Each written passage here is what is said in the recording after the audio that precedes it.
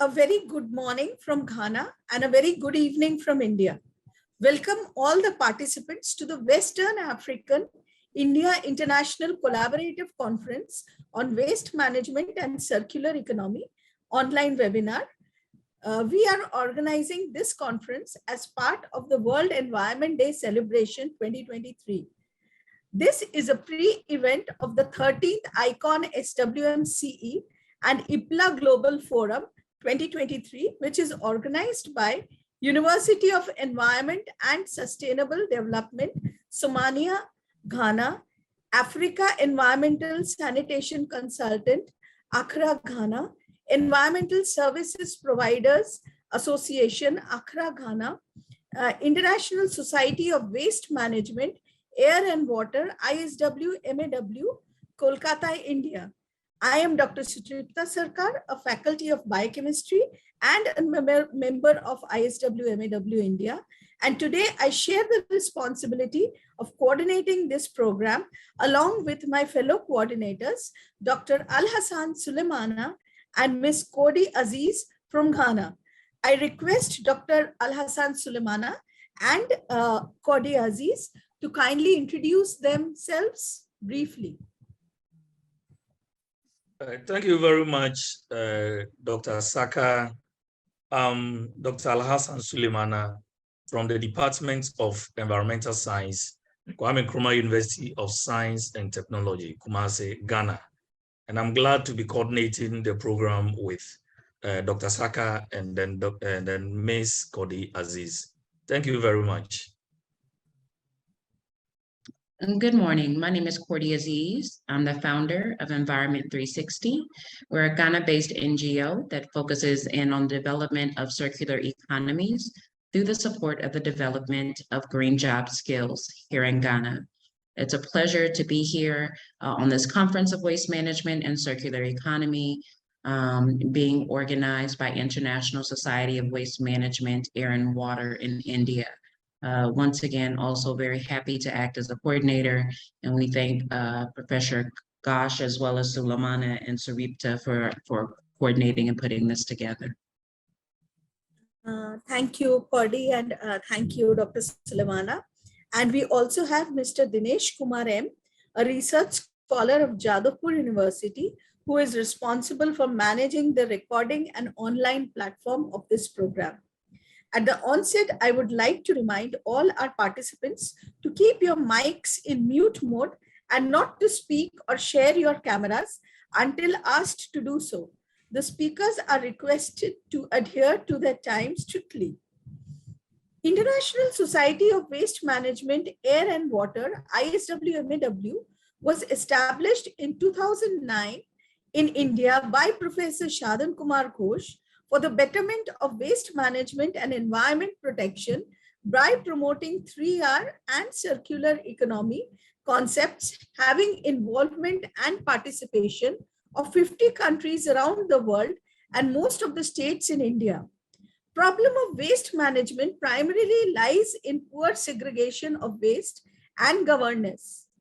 ICON SWM, ISW-MAW involves in spreading awareness, carrying out research and implementation activities in the areas related to waste management worldwide to promote environmentally sound waste management practices, effluent treatment, air and water pollution control practices, and general environment protection awareness in different parts of the country and abroad. ICON SWM, ISW-MAW, research and other activities involve International Collaborative Research Project 2018-2022, Global Status of Circular Economy Implementation with 25 country experts, including UNCRD, research projects at different institutes, namely at IISc Bangalore, Jadavpur University, and in other organizations in West Bengal, Karnataka, and other parts of the country. The 13th International Conference on Sustainable Waste Management, Circular Economy, and IPLA Global Forum will be held at KJ Somaiya Institute of Management, Mumbai, from November 29th to 2nd December 2023. Please submit your abstracts by 30th June 2023 and full papers by 30th August 2023. I now hand over the microphone to Dr. Sulemana to take the proceedings forward. Dr. Sulemana, please. Thank you very much, Dr. Saka, for the important information given in terms of the program that we are having. The objectives of this conference are as follows.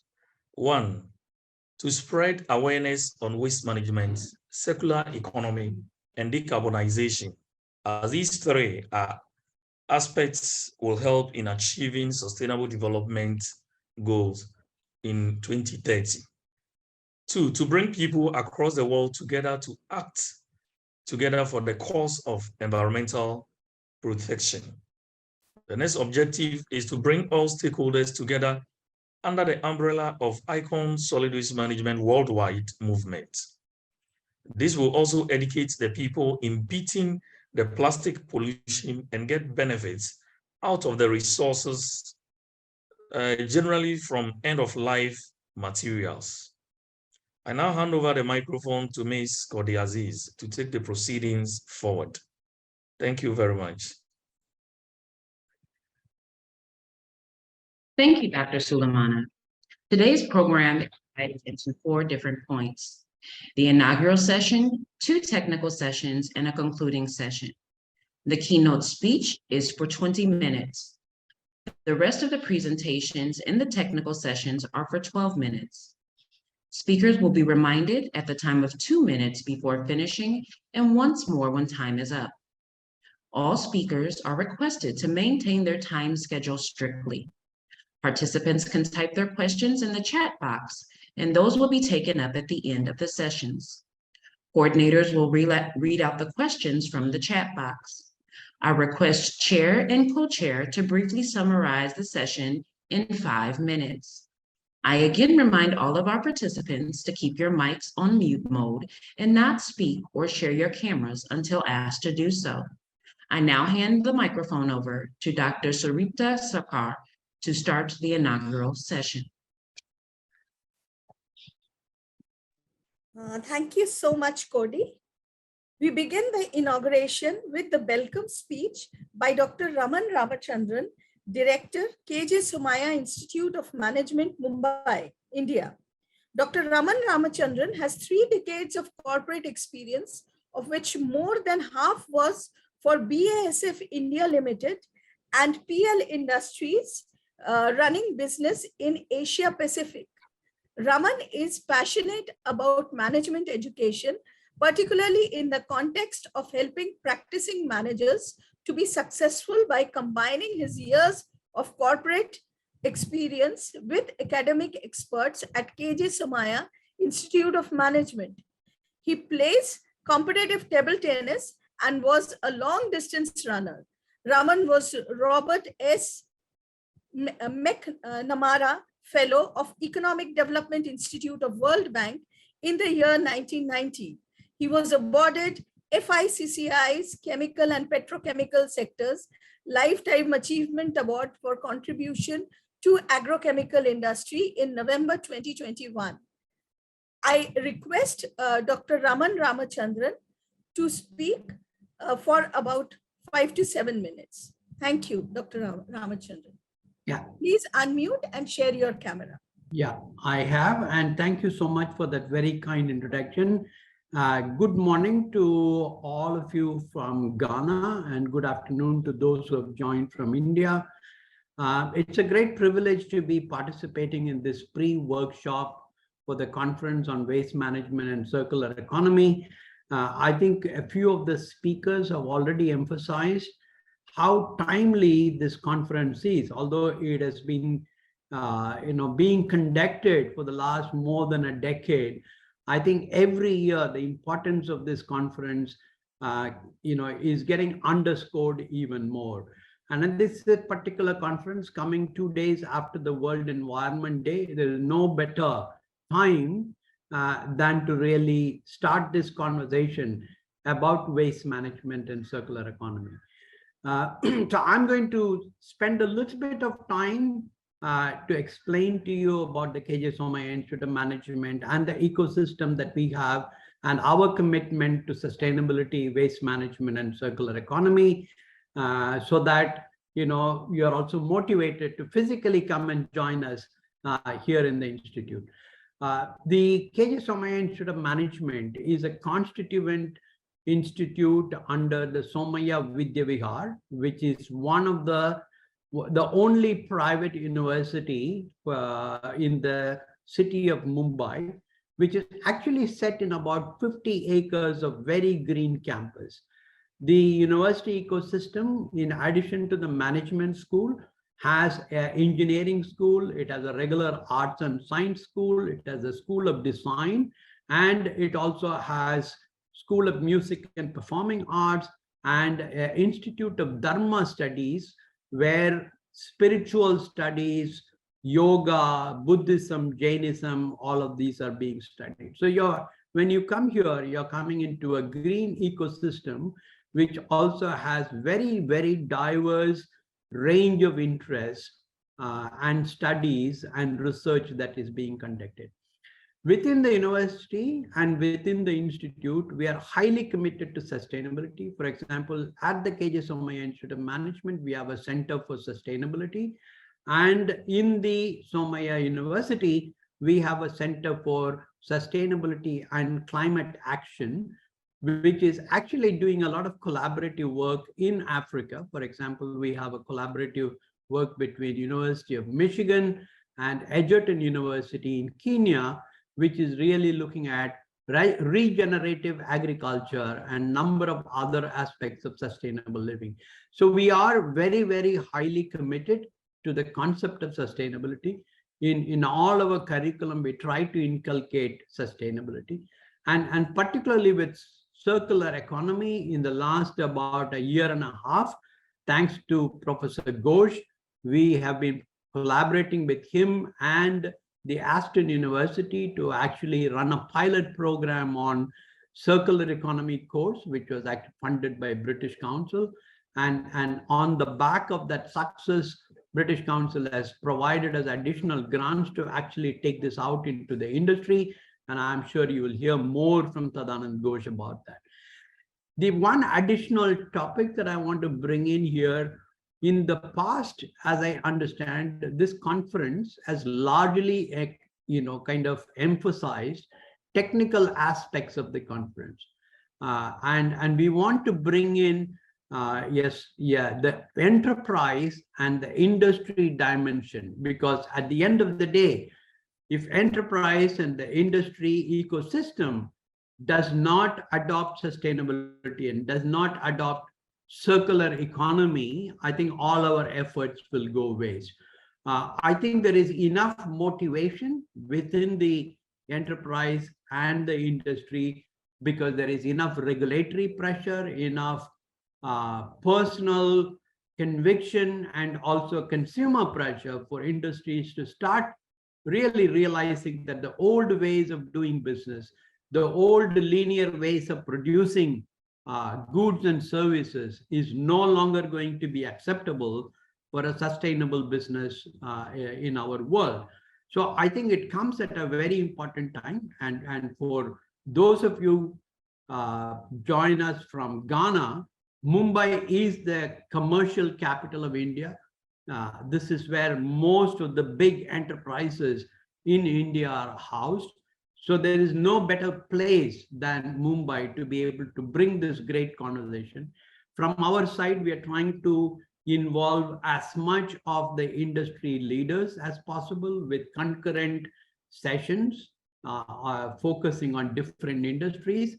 We're trying to bring in as many great examples of circular economy and practicing sustainability that we are able to identify. And there are quite a number of excellent business cases or case studies that we want to really illustrate or bring to life, so we can all learn from what's already happening and really contribute to making this world a better place. So with that, I want to thank all the organizers who have brought the conference to this far, and there much needs to be done. I'm looking forward to your support, and I'm looking forward to seeing all of you in our campus in end of November, early December, when we are planning this conference. With that, thank you very much for this time.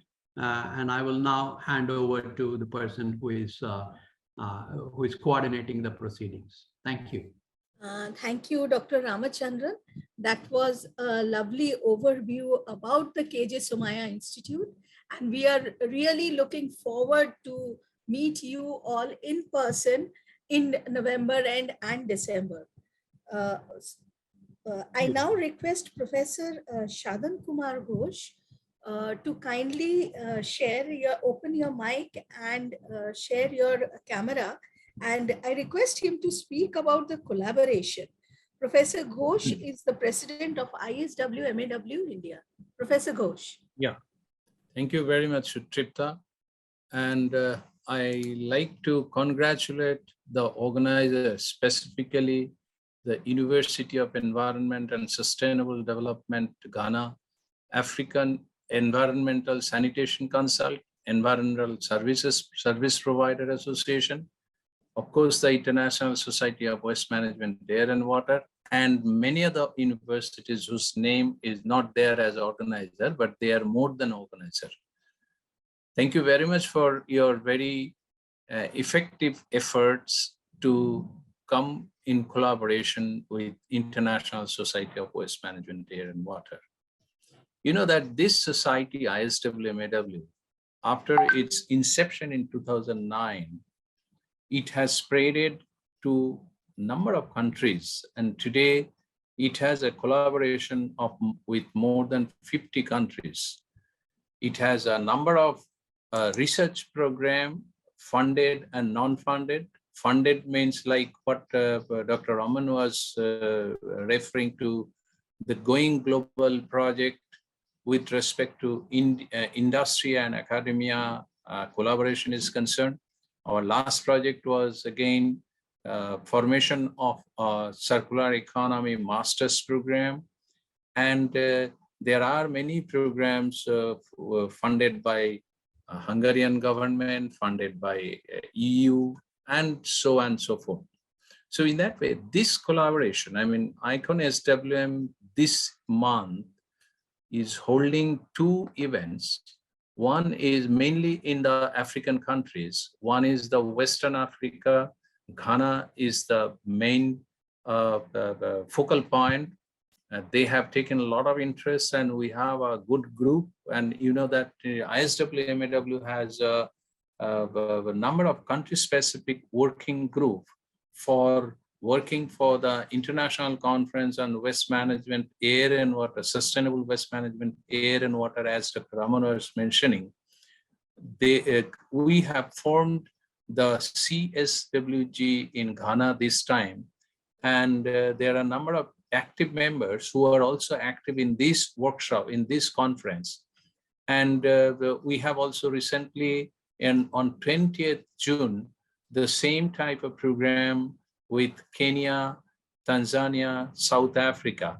So they will be also holding the program on 20th. So what would be the focus of this collaboration? The focus of the collaboration is having potential research project, funded and non-funded, then maybe the collaborative research article writing, then maybe some of the study which can be carried out in Ghana and India, Ghana and other countries with India. So there are several things, and also writing books on different topics. These are all collaborative efforts which ISW-MAW encourage from this platform. And as Dr. Raman was referring, I'll again refer that this 13th International Conference on Sustainable Waste Management and Circular Economy, we are expecting this year around 60 countries to participate, both online and offline. And there will be around 450 to 500 papers which will be presented by the academia, industry participation, NGOs, and researchers. So ISW-MAW is open to have any type of collaboration from any of the universities or any of the industries or any of the NGOs. So with this background, we are holding this event today.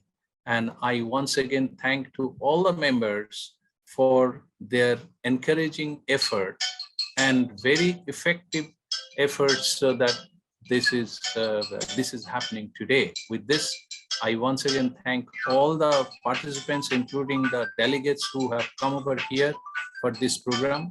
So thank you very much. Over to Sutrita. Thank you, Professor Ghosh.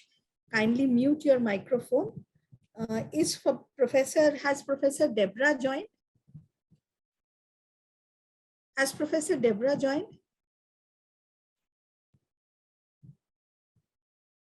Please let me know, the team from Ghana. Has Professor Deborah joined? Dr. Shaina Suleiman, can you confirm whether Dr. Deborah is there or not? Professor Edward? Hello? Yeah, no, please. No, please. All right. So let us go ahead. Hello, I'm talking to him now. I will send him the link. He's not got the link, so I'll send him the link to come online as soon as possible. So he will be joining? Yes, he will be joining. Okay, so he will speak now. So Okay, should we wait? I'm going to send it. to Yes. him. We'll wait for a couple of minutes for Professor Hello. Deborah, who's the Vice Chancellor, to join.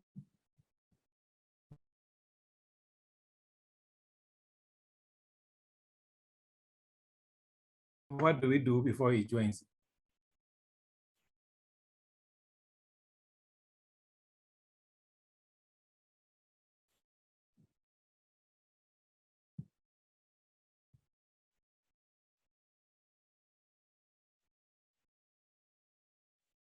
Dr. Shine, you have sent him the link? Yes, I've sent him the link. Okay. Is he joining? He will soon join. Okay. We'll just wait for him for a couple of minutes. Yes.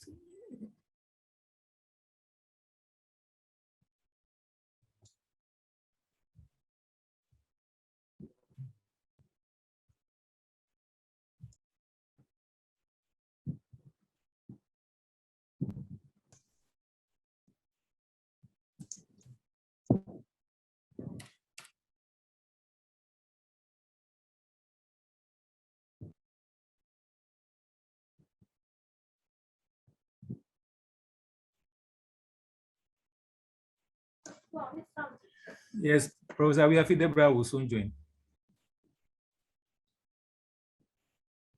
Yes, joined?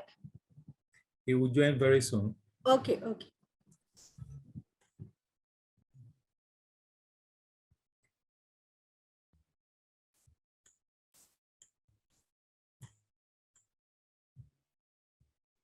Professor Ghosh, kindly unmute.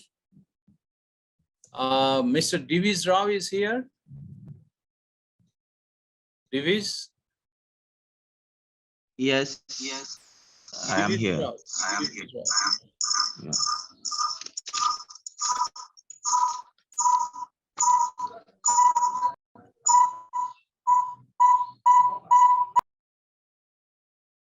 Mr. Divi's Rao is here or not?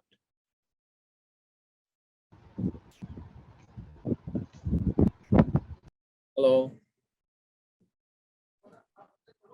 Yes, Prof. I'm here. No, I'm not asking for Luis. I am asking whether Mr. Divi Rao is here or not. Divi Rao. He was here sometime back. I think he has left. All right, no problem. Satyendra is there. Dr. Satyendra Upadhyay. Yes, I'm here. Yeah, so meantime, before Professor Deborah join, do you want to say something about, because you are now one of the conveners of the 13th ICON SWM to be held in Mumbai. So do you want to say something? Do you want to invite all of us and all these things?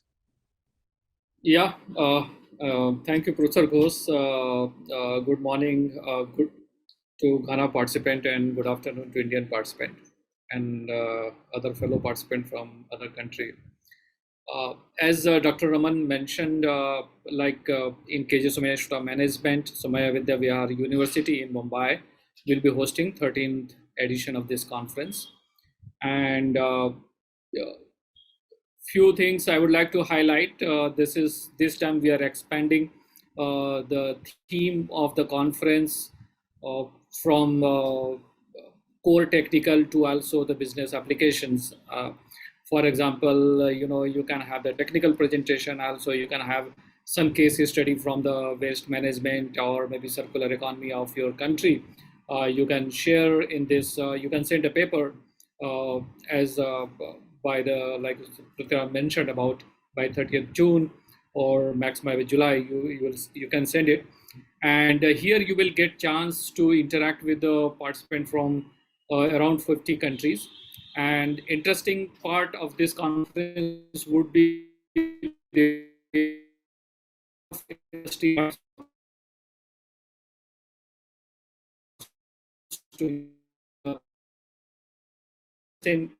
sustainability, circular economy at large, and also those who are major contribution into the climate action is concerned. So you will be able to, I think your cases can also benefit to them, and they are also going to share their experience.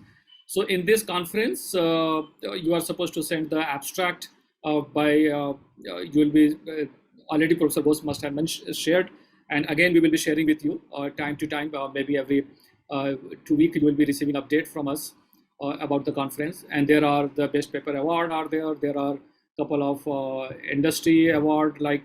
I would also request to spread this message to the industry in your country. So invite them also. We'll be happy to welcome them if they are coming to Mumbai. As Dr. Raman mentioned, Mumbai is a financial capital.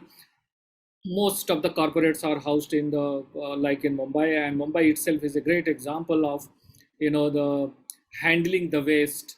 A million of ton are there waste are over here, and how this is generated and managed. So you'll be able to see on first-hand experience and how the water, the water treatment things are. One of the largest water treatment plant in Asia is also based in Mumbai, and so you will get a lot of opportunities to interact. And as Professor Ghosh probably can add it, he has the journal on this related to this conference. So you will also get chance to publish your paper in the reputed journals after presenting the paper. And you will be also able to interact with the experts, academic and industry experts. Those will be able to add value to your paper, so you can improve your paper, and you can prepare much better paper for the publication in the reputed journals is concerned. And this is from my side, and we would be happy to receive your abstract as soon as possible, so we can manage the logistic well in advance. What's the last date? Last date? For this was the 30th June. About that currently. Yes, we the might be abstract is for 30th June, and the full paper is for 30th August. No. We have changed. No, it is 30th July. Now July. it is 30th Okay. June. Yeah. 37, Okay. 2023. Okay, fine. Hello. 30th July. So we are extended. Yeah, Dr. Shine, he has joined. Yes, Yes. Dr. Edward has joined. Yes. Professor I see him. Yafi is online. Thank you. All right. So Satyendra, thank you very much. Now over to Professor Debra. Yeah. So Tripta. Thank you, Dr. Satyendra Upadhyay, for your wonderful introduction. And now we start with the inaugural speech. Inaugural speech will be delivered by Professor Edward Weife Debra, who is the Pro Vice Chancellor of University of Environment, and he's the acting Vice Chancellor of University of Environment and Sustainable Development. He holds a PhD in zoology, postgraduate diploma in education, and MSc in forest ecology and management from the University of Freiburg, with about 30 years of experience in natural resources and has published over 50 research articles in the above research area. I request you to kindly deliver the inaugural speech. Dr. Deborah, please unmute and share your camera. Hello. Hello. Yes. Yes. Good morning, Dr. Deborah. Good Please morning. continue with your inaugural speech. Yes. Thank you. Thank you, distinguished guests, ladies and gentlemen. It is with great pleasure and honor that I welcome you all to the Ghana-India Conference on Waste Management and Circular Economy. Today, this day coincides with Green Ghana Day. That is, everybody in the country is planting a tree. That is why I was a bit late to join the meeting. Today, we gather here to address one of the most pressing global challenges of our time, the management of waste and the transition towards circular economy.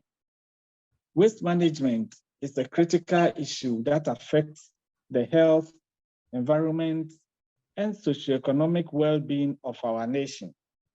Ghana and India, as two vibrant and dynamic countries, recognize the urgency to find innovative solutions to the challenge. By coming together in this conference, we aim to share knowledge, experiences, and best practices to chart a sustainable path forward. The concept of circular economy provides us with transformative vision. It encourages us to move away from the traditional linear model of take, make, dispose towards a system that promotes resource conservation, reuse, and recycling. Embracing a circular economy approach not only mitigates the adverse effects of waste, but also offers economic opportunities, job creation, and environmental protection. Throughout this conference, we will explore various dimensions of waste management and circular economy, including policy frameworks, technological advancement, community engagement, and successful case studies. We will learn from experts, practitioners, and stakeholders who have made remarkable strides in this field. I encourage all participants to actively engage in discussions, ask questions, and share insights. Let us take advantage of this platform to foster collaboration, inspire each other, and identify practical solutions that can be implemented in our respective countries. Together, let us strive towards a future where waste is viewed as a valuable resource and the principles of circular economy guide our action. By working hand in hand, Ghana and India can lead the way in transforming waste management practices, enhancing sustainability, and contributing to a cleaner, greener, and more prosperous world. I wish you all a fruitful and productive conference. Thank you. Thank you, Professor Edward, for your wonderful opening speech. And I request you to kindly mute your microphone now. For the vote of thanks, it is to be delivered by Dr. Louis Kusi Frimpong, who's a lecturer at University of Environment and Sustainable Development, Somalia, Ghana. Please unmute to speak, Dr. Frimpong. Thank you, Professor Edward. Thank you very much. Thank you for your presence. Okay. Okay. So please go ahead, Luis. Yeah. So first of all, I would begin by thanking the institutions that is collaborating to make this conference happen.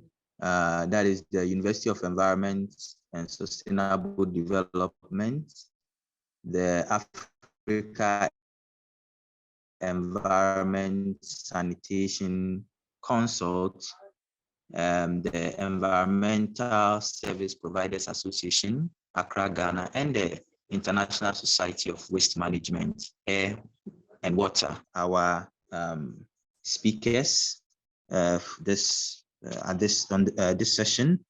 First, Dr. Rahman for actually highlighting the commitment towards sustainability and climate action, and also bringing to the fore the engagement with industry players on the better and sustainable ways that our resources can be managed, and also the business model that can potentially come out from this conference that industry players can also use, and also highlighting the need to involve industry players as we strive to adopt and practice sustainable ways of managing our resources. We also thank Professor Ghosh for actually highlighting the widening collaboration that the International Society of Waste Management, Air and Water is actually embarking on to have country specific working groups. He also highlighted on the potential research projects and papers that can come out of these collaborations. It is very, very important, as Professor Ghosh made us know. Also, we thank Professor Deborah for actually throwing light on the relevance of us moving towards a more circular economy paradigm, which actually can improve lives and also help maintain our environmental resources. So we thank our presenters, and it is my hope that the sessions that follow will bring more insight and also throw more light on what we seek to achieve at the end of this conference. Thank you very much. Thank you so much, Dr. Frimpong, for your vote of thanks. That brings us to the end of the inaugural session. And we start with the first of our keynote speakers. The keynote speech today will be given by Professor Sadhan Kumar Ghosh, who is the ex-head Department of Mechanical Engineering and ex-dean Faculty of Engineering, Jadavpur University. He is internationally known for his research on waste management and green manufacturing, having more than 250 publications and principal investigators of 35 national and international funded research projects. His significant contribution is the collaborative research with experts from more than 40 countries in circular economy and 3R promotion.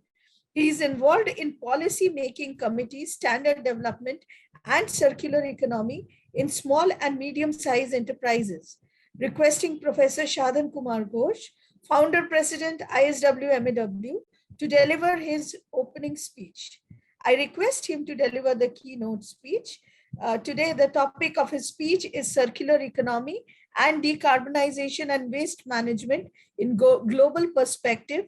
I request you, Professor Ghosh, to kindly unmute and share your PPT. Thank you. Professor Ghosh, your time is 20 minutes. Yeah, you please give me a notice for 3 minutes before my, last point, okay? Absolutely, Thank you sure. very much, Sutripta, Sulemana, and Cordy for your coordination, nice coordination. And I must thank Professor Edward and Professor Raman for their presence in the inaugural program. So you know that this topic, circular economy, decarbonization, and waste management, these are very correlated, but these are the talk of the day with respect to the improvement in any country is concerned. So I will speak on this, but whenever we talk about these three issues, immediately it comes to our mind that the Sustainable Development Goal 2030. In that way, we have 17 goals and 169 indicators, and there are many targets. Each of the countries throughout the world are working on this. So, but whenever you talk about sustainable waste management, we have to look into some of the aspects for any of the countries. The first is whether you have an effective legislation or not. And if you have the effective legislation, what is the governance level? Because effective legislation not only performs the work, but governance works very effectively. Then the second point is people must know what has to be done, what is not good, what is not bad, what has to be avoided, what has to be used, and all these things. Like today, if you talk about the World Environment Day 2023, our focus was beat the plastic pollution. The same thing was there in 2018. The same theme was beat the plastic pollution, and India was the host country. So apart from all the other things, today, plastic is such an important issue that we have to tackle very carefully, not only on the ground, but also in the water. Because you know that microplastics is such an important entity which is damaging the fish, the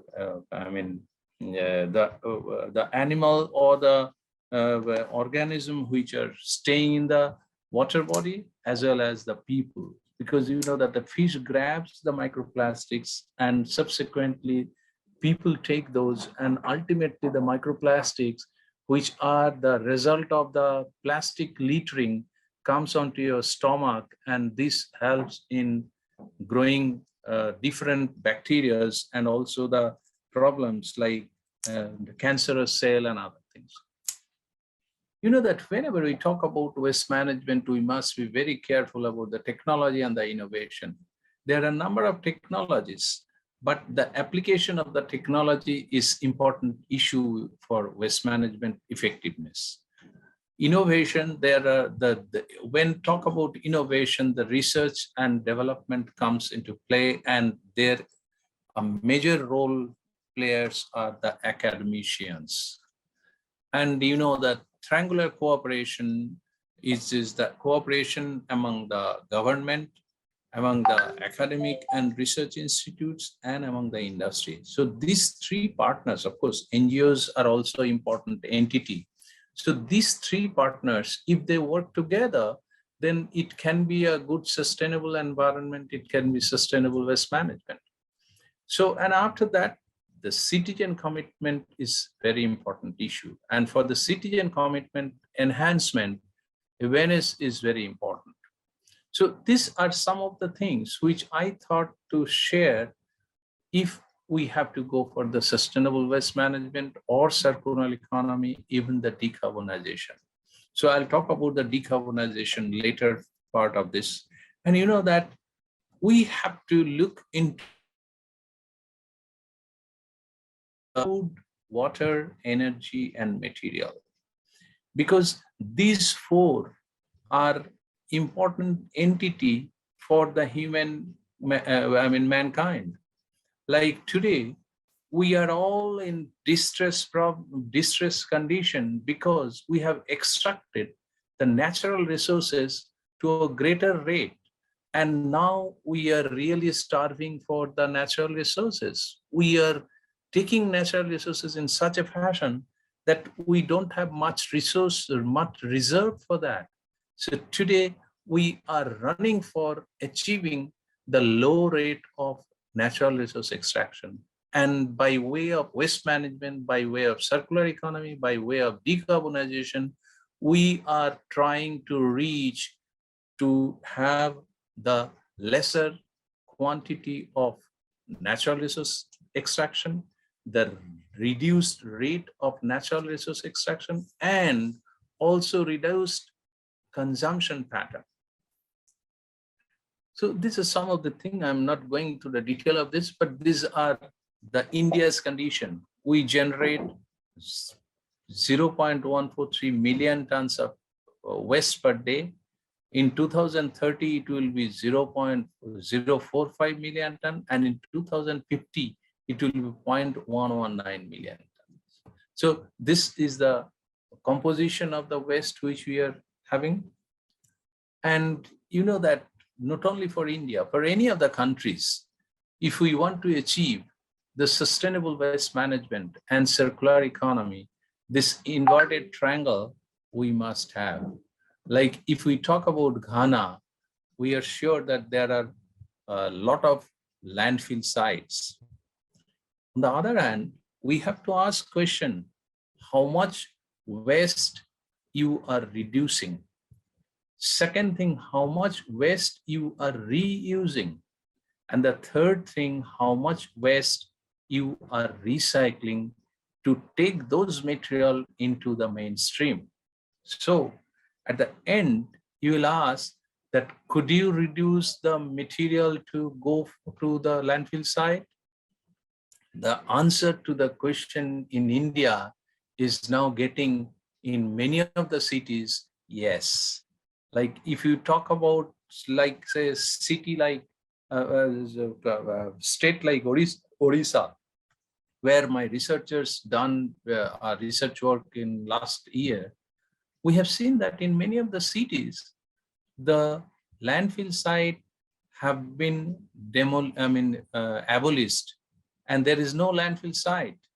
Only thing is that the inert material, there are some digs which are kept there, and rest of the part, they are sending it, those which are not recyclable, they are sending it to the cement plant for making the cement as well as the conversion of the energy.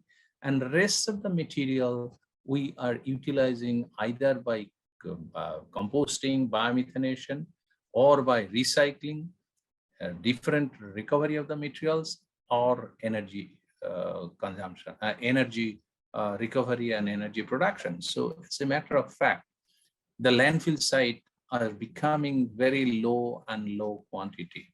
And this should be approach for all the countries throughout the world. And I'm sure that the Ghana is preparing their policy, waste management policy, to reduce the landfill site and to reduce the size of the landfills and enhance the conversion of waste to different usable products. This is one of the models in one of the cities in India, which has practiced a lot of things: scientific waste process, disposal, free market, bioremediation, legacy waste, mechanized road sweeping, manual road sweeping, door-to-door waste collection, segregated waste collection, then transfer of waste, source segregation, plastic waste management, electronic waste management, material recovery center, and of course, the application of ICT.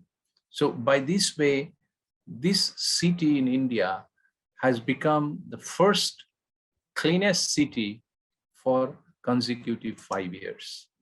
And you know that in India, what we have been doing, we have legislation, very strong legislation, and through that, we are separating the waste like this at home, at market, at offices, at commercial houses, everywhere. The bio waste, you separate, dry and recyclable waste another way. This green bin, white bin or blue bin. Then it is a domestic hazardous waste, you can put in the black. Then construction and demolition waste, horticulture and garden waste. So these 4 or 5 categories of waste are to be segregated, and we are doing it in India today.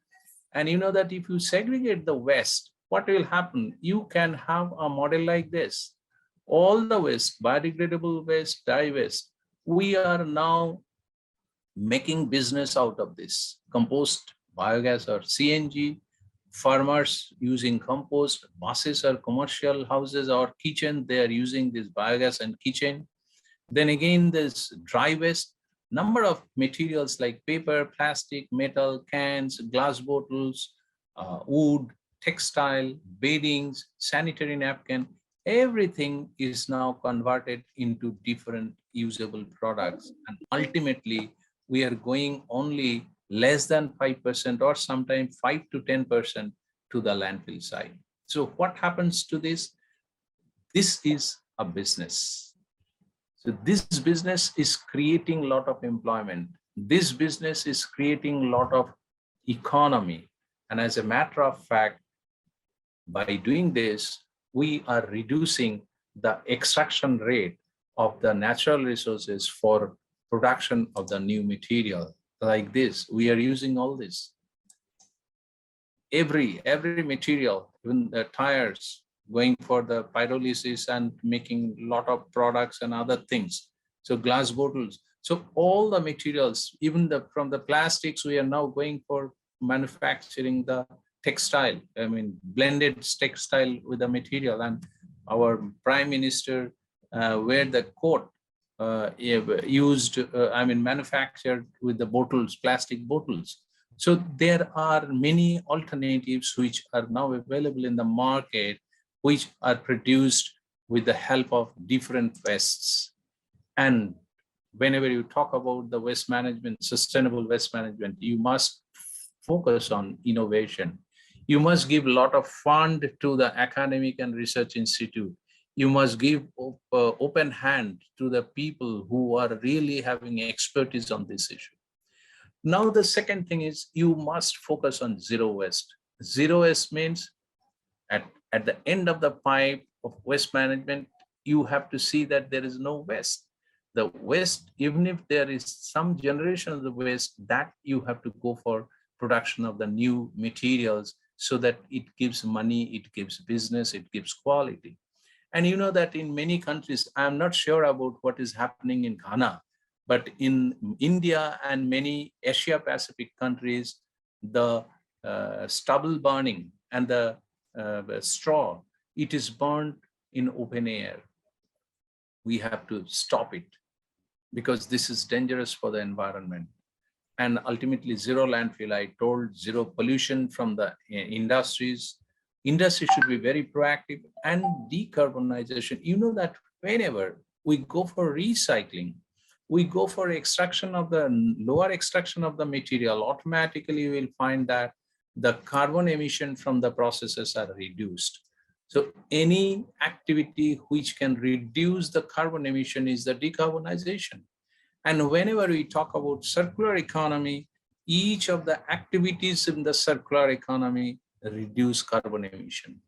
And you know, today, circular economy is not only a business opportunity, but decarbonization is also a business opportunity, like carbon credits and others. So you can sell the carbon credit by decarbonizing your processes, reducing the GHG emission.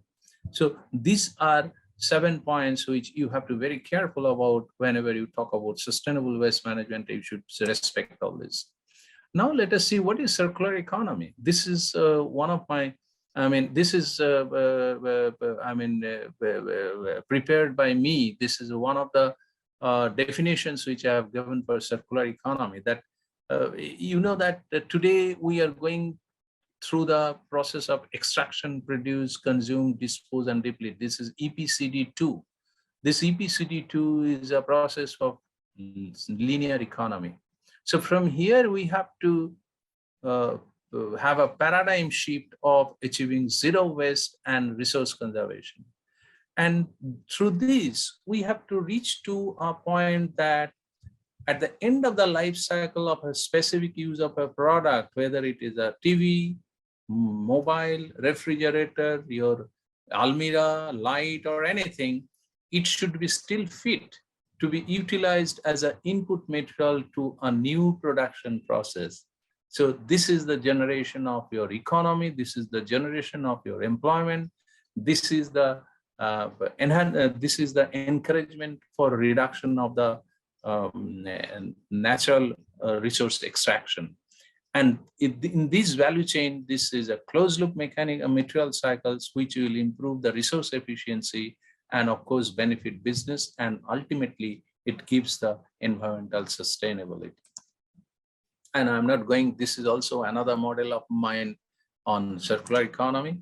But you know that not only this production, but also why we are not conserving the natural resources. There is rain.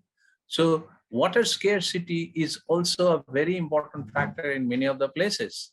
Many people are starving for this. So what happens that there are many places in India, and we have also formulated the legal legislation for building construction, that each of the new building of certain quantity, size, we must have a rainwater harvesting system so that we can recharge. So I'm sure that in Ghana, there are a number of initiatives for rainwater harvesting system. Then comes, yeah, there are a number of enablers: waste to compost, I have already shown, waste to energy, plastics can be used in road making, construction and demolition waste. There are a number of ways in the business where construction and demolition waste are used for making slabs, gravels, and many other things. And there are at least 20 business houses who are doing excellent business by using the CD waste. Then refuse-derived fuel. This is another thing, RDF. RDF, you know that waste is utilized in the cement plant, and 100% of the waste is utilized in the cement plant.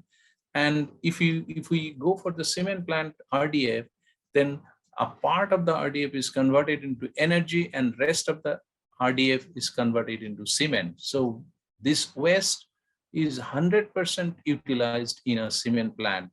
So that is one of, we in India, we are trying so that the substitution rate goes beyond 30% by 2025. And of course, for each of the waste management, for each of the country, the source segregation is very important activity, and one has to, any nation has to implement the waste segregation, source segregation at house level, at market level, on any other. Then you will get the value in the treatment plant, you will get the value of the product, and you can sell it, and that will give business. This is another one. 3 minutes left. Pardon? How many? 3 minutes left. 3 minutes. Okay, very good. So you know that this is another, the GHG protocol. We have scope 1, scope 2, and scope 3.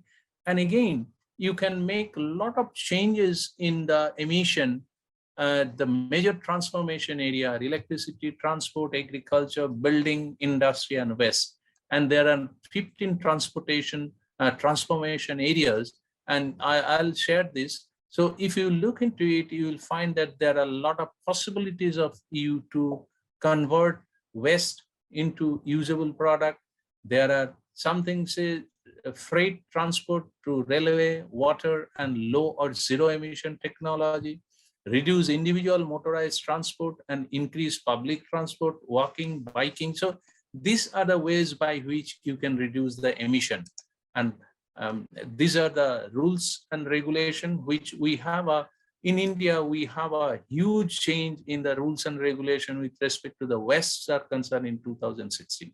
And all our rules today are based on circular economy and 3R. And this is, we started from 2016 on the Swachh Sarvekshan. And in the Swachh Sarvekshan, you know that the government of India has taken such a big measure for waste management, reaching to each of the cities. We started with 73 cities in 2016. And in 2022, we came to 4,242 cities. So, and we have now integrated approach and the institutionalized the waste management in different cities. This covers nearly 43 crore of people in India who are covered under this solid waste management. This is a survey, and we are also encouraging municipalities and cities to do this by encouraging giving the awards and other things. So going not going there. And there are a number of case studies. We are utilizing a number of technologies for the waste management: biogas, composting, pyrolysis, gasification, refuse-derived fuel, incineration, different recycling, biomedical waste also, we are going for incineration, sometime recycling, battery. We have a special rule, and we are also going for EPR, extended producer responsibility. And extended producer responsibility opens up a very good business opportunity in India. So see, these are the example of various activities in our Indian countries. Professor Ghosh, kindly conclude, your time is over. Yeah. So these are some of the things. This machine I have innovated. I have a patent for this plastic recycling machine and so many things. Okay. And these are all good initiatives in India. And you know that we are having 67% of generated waste being processed. That is a good shift in last couple of years.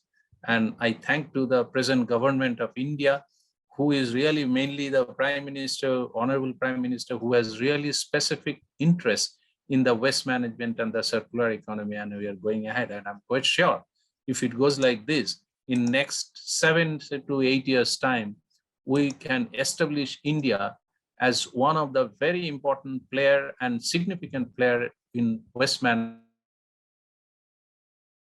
Thank you very much to all the organizers, and over to the coordinators. Thank you very much.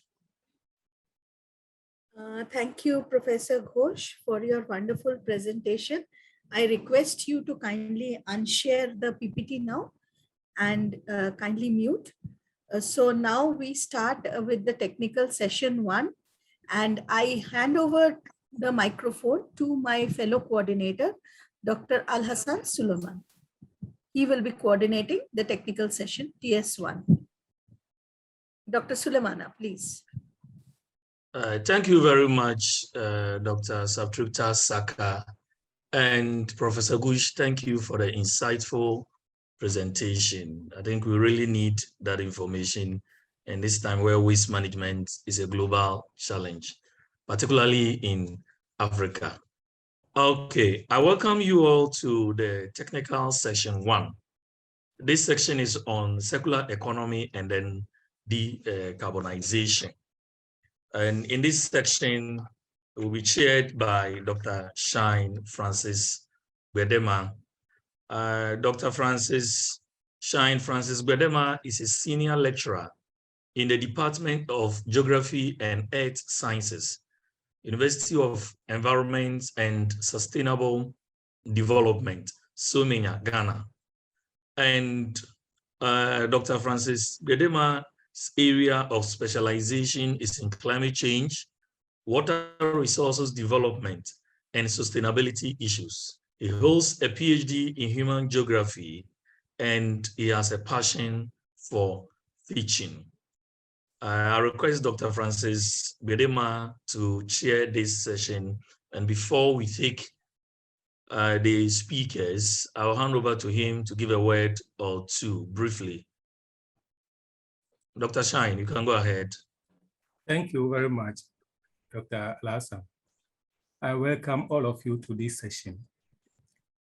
As Dr. Lassan has already said, I have a passion for sustainability. That's why we are all here. So I'm glad we all have that same passion. I would ask you to please listen to the coordinators as we are entering a very important session. The timing is very important. If you do not cooperate, the conference will not be successful. So I thank you all for coming, and please work on the time. Thank you. Thanks so much, Mr. Chair, for the first section. As a reminder, all speakers are to strictly adhere to the 12 minutes of presentation. And to recap what my earlier coordinator said, you will be reminded when you have 2 minutes left. And we kindly request that you strictly adhere to the time. And for participants, as the presentations are ongoing, if you have any comment, if you have any question, we request you to kindly type that in the chat box, We will compile and at the end, attend to all your questions. At the end of the section, the chairman will be requested to summarize all the presentations in not more than 5 minutes. Thank you very much. The first presentation in this section will be made by Dr. Richard Amfu-Otu. Dr. Richard Amfu-Otu will be speaking on policy and legal frameworks for the adoption of circular economy in Africa. Dr. Richard Amfu-Otu is a senior lecturer in the Department of Environment and Public Health of the University of Environment and Sustainable Development, Somenya, Ghana. He is also the head of academic planning and quality assurance of the same university. Our first speaker holds a PhD in development studies, Master of Science in water supply and environmental sanitation, with interest in waste management, environmental sustainability, and circular economy. Dr. Amfu-Otu has 16 years experience and 27 published articles. I request Dr. Richard Amfu-Otu to kindly unmute and share his PPT so that the first presentation can move on. Dr. Richard Amfu-Otu, if you can hear me, can you kindly share your screen?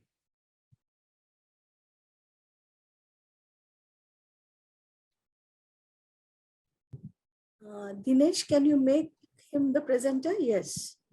Thank you very much, Dr. Suleiman, for an opening introduction, the remarks. Good morning, colleagues. On policy and legal frameworks for the adoption of circular economy in Africa. Excuse me, Dr. Richard. Excuse me, can you put your slides in the PPT mode? In the PPT mode. Very well. Yeah, in the presentation mode. Yes, yes, that's better. Thank you. Great, thank you. Yeah, so this will be the outline I'll be speaking to. Yeah, we all agree that global phenomenon that is driving the generation of waste can be attributed to the population increase and growth, as the global population is over 8 billion at the moment. And demand for basic needs of men have increased, and therefore leading to high increase in consumption of different products and services. And the production of these products and services are leading to generation of high volumes of waste and other material that need to be properly managed. We also know that by the increase in population and the demand for basic needs, the cause for high extraction of resources from the environment, leading to depletion of our natural resources and environmental resources, and some degradations taking place at various points in time. And we know that the waste that comes from such production and consumption activities have increased and require proper attention. Those from domestic, industrial, and commercial sources require equal attention to safeguard our environment and our health, because poor management of waste can affect the well-being of the citizens and can affect the economies. And we know that the developing economies are struggling in managing our waste properly.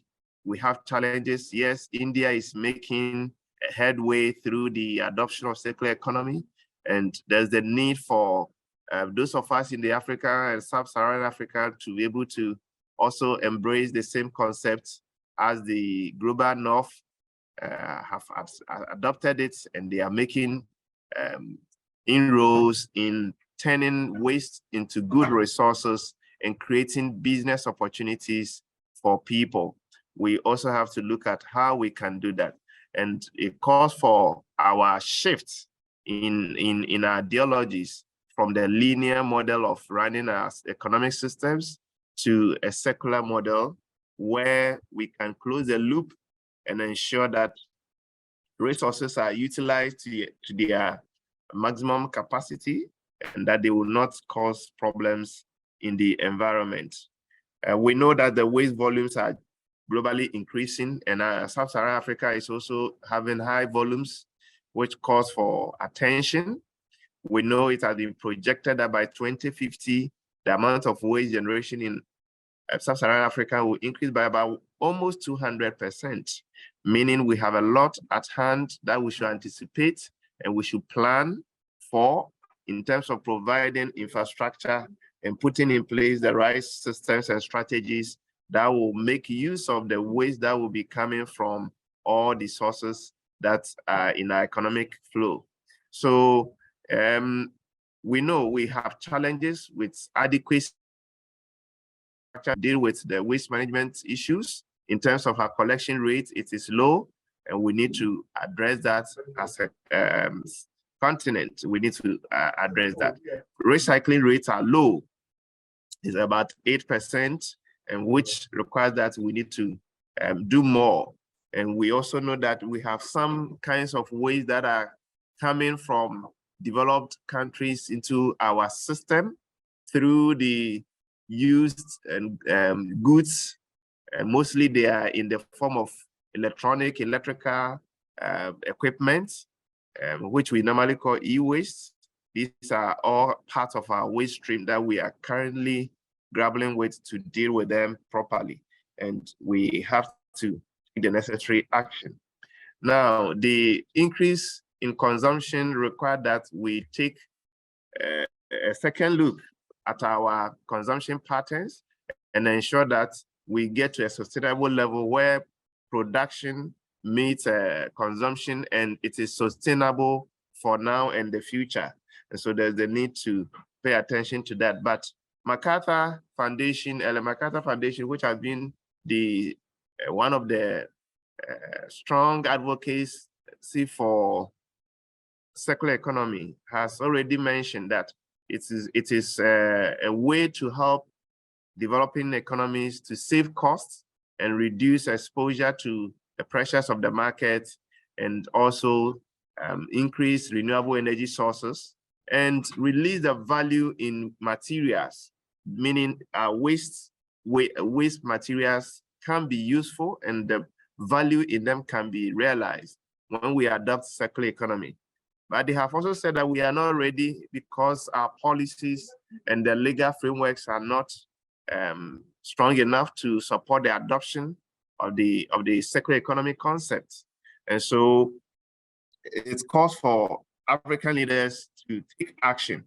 And so this presentation basically tries to look at what circular economy policies African governments have tried to put forward and some of the effort that are being made by other countries in the sub-region to adopt circular economy. And then try and look at, if we are developing such policies and legal frameworks, what are some of the elements we need to integrate so that our frameworks can be effective and be able to deliver the expected outputs for us. And so I go straight to look at what is currently happening. Yes, in 2017, we had the African Circular Economy Alliance launched, which was led by the Rwanda, South Africa, and Nigeria. They came together to start that movement so that governments in other African countries and their ministers can all be on board. So they can create a platform to share ideas and to put up the legal framework that will support circular economy adoption. And the Durban Declaration in 2019 also affirmed that where ministers from Africa also declared their intentions and their commitment to embrace circular economy and integrate it into our waste management system so that the benefits can accrue to the continent. That also has come into existence, and the number of countries that signed on to the African Circular Economy Alliance have increased over the period. But also some researchers have already indicated that many African countries are now working on various policies, strategies, and legal frameworks that aims at integrating circular economy and promoting circular economy in their framework, so that the waste management interventions that we draw will be based on circular economy principles. And those ones can help us leverage on the values in the waste materials and create job opportunities and address poverty issues in the sub-region. We know some countries have been successful or they have started on a right path to have strategies in the circular economy paradigm. And we can talk of South Africa, we can talk about Kenya, Namibia and Co. They have all come on board in the area of circular economy. If you take South Africa has developed a national waste management strategy, which includes a focus on transitioning towards circular economy. And the strategy emphasizes waste prevention, recycling, and resource recovery. And has also implemented EPR scheme to ensure that there are some financial mechanism to support the flow of waste activities, and that materials are properly paid, given the necessary attention, and their life values are recovered through that. So that is what South Africa is doing. Also, we have Kenya, which is also working hard to also deal with plastic challenges. And so with the circular economy, they have tried to ban single-use plastic. We know Rwanda has already done that. Ghana, we have not been bold to do that at the moment. Yes. And also the Kenyan government are working hard to have a sustainable waste management policy, which promotes waste minimization, recycling, and then establishing of recycling facilities across the country. And they are also exploring opportunities to implement EPR. These are all features of circular economies and adoption. And so if you're going to have that framework, you need to look at that. Rwanda is also working strongly to implement circular economy frameworks. And as I've already said, they have banned single-use plastics, and they are also looking at adoption of the EPR and developing regulations to back that, especially targeting e-waste and packaging materials. That is what they are looking at. And so we see that on the continent, a lot is going on. Morocco is also working on circular economy. They have a national circular economy strategy, which promotes. You kindly have 2 minutes more. Great, thank you. Okay. So Ghana, yes, Ghana is also working at the moment to have a circular economy framework led by Ministry of Environment, Science and Technology. And currently we have a project running with UNIDO, which is on circular economy for 5 years. We also implementing, developing EPR scheme through the support of World Bank, and this will help us to create the enabling financial mechanism to support circular economy in Ghana.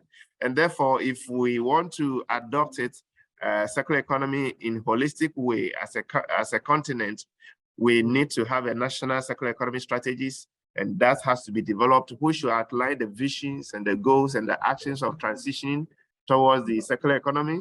And then we provide a roadmap for sectors to come on board, not only the waste management sector, but all the allied sectors that feed into the waste system have to come on board. The regulatory frameworks need to be enacted. We need to have laws that actually back circular interventions. And then we need to have financing incentive mechanisms in place where we can have tax breaks and tax exemptions and grants given, as well as other investment support for eco-designs initiatives need to be looked at. We also have to look at how we adopt green procurement policies, which will focus on or prioritize products that are manufactured with green principles, and packaging are all done to be environmentally friendly. So all those ones are very important, and those that are promoting circularity, so that their products can be reused over a period of time. Please, your time is up. Can you conclude? Thank you. So to conclude, want to say that, yes, Africa is ready to also adopt the circular economy framework, but we need to speed up on our policy and regulatory frameworks so that we will not be left behind in the adoption of the circular economy, and the benefits will be enormous for the continent. Thank you very much. Thank you very much. Okay. Thank you very much, Dr. Amfu Utu, for your presentation. Can you stop sharing the screen and then mute your microphone? We'll take the next presentation from Mr. UV Palika. Mr. Palika served as the director, Geocycle Business ACC Limited, and then management, circular economy, policy advocacy, AFRS, and then co-processing, with 41 years of experience in Hindustan Liver Limited, National Peroxide Limited, ACC Limited, and operating his own consultancy. Dr. Sulemana, I see that Dr. Parlikar hasn't joined. He's traveling. He hasn't joined. Yeah, he is most likely to join later. So you can skip his presentation now and go to the next one. Okay. Thank you very much. Then we take the next presentation pending when he joins, and then we'll bring him on board. Thank you, Dr. Saka. Please, do we have Dr. Glenn, Engineer Dr. Glenn, on board? Yes, please. Okay. Can you hear me? Thank you. Yes, I can hear you loud and clear. Okay, so we have Engineer Dr. Glenn Jima to do the next presentation. But due to some technical challenges, he'll be doing the presentation without PowerPoint, but we can follow him and at the end note our questions.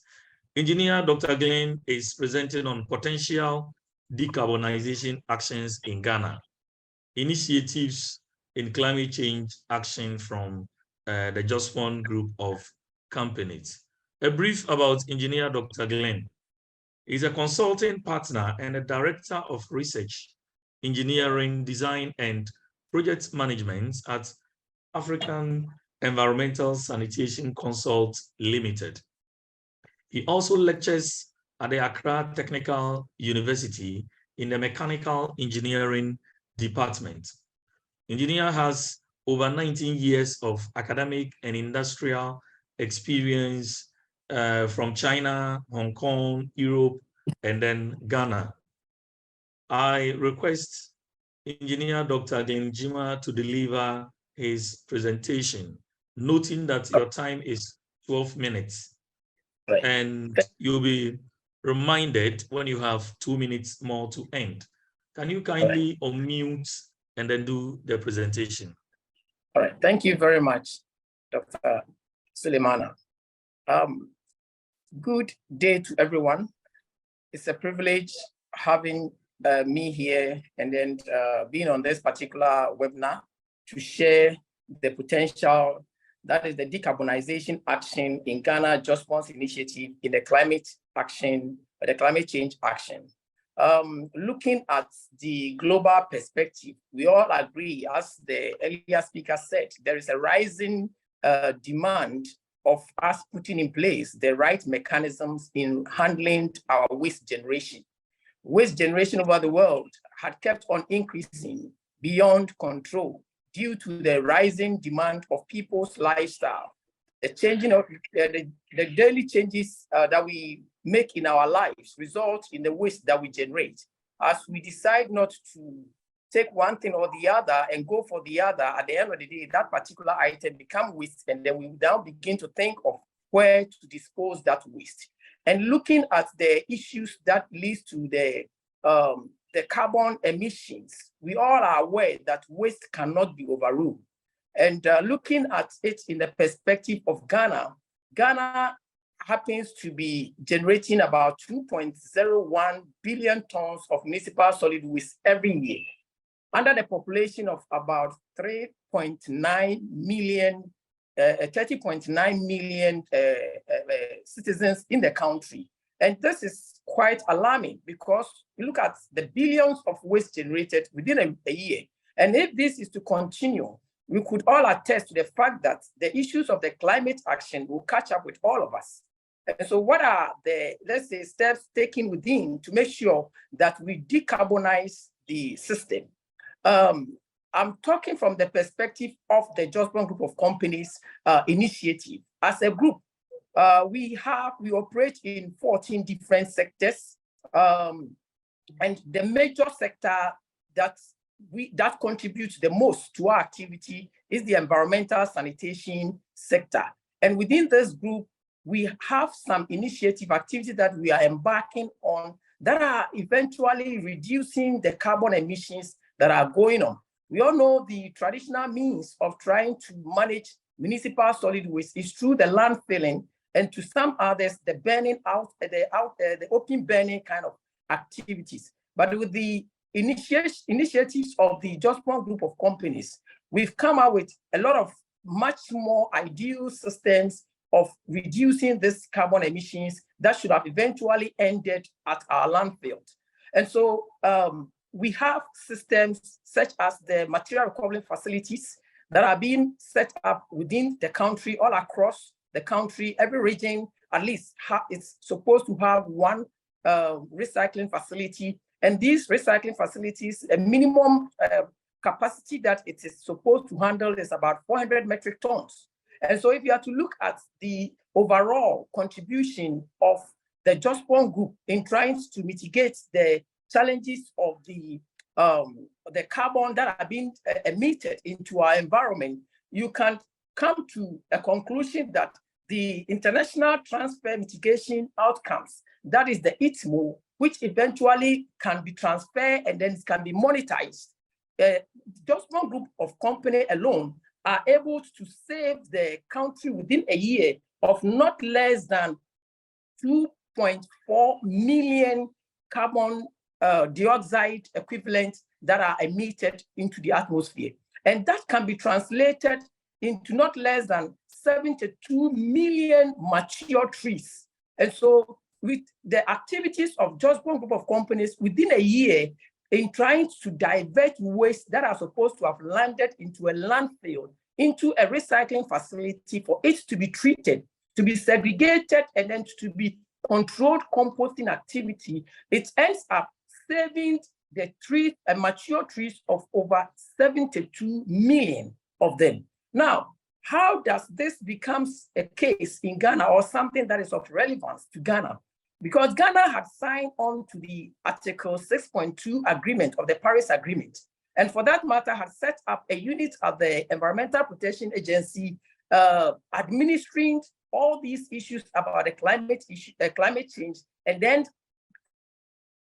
into the ITMO system, which then can be monetized for businesses and enterprises to gain some returns with the Paris Agreement Article 6.2 condition. So what we are trying to say here is for us as a country to move towards and then ensure that we decarbonize our environment, there are some driving factors. We often look at the emission reduction alone and then how that can be translated into money and for businesses to benefit in growing up the activities and then ensuring that they are able to live environmentally friendly.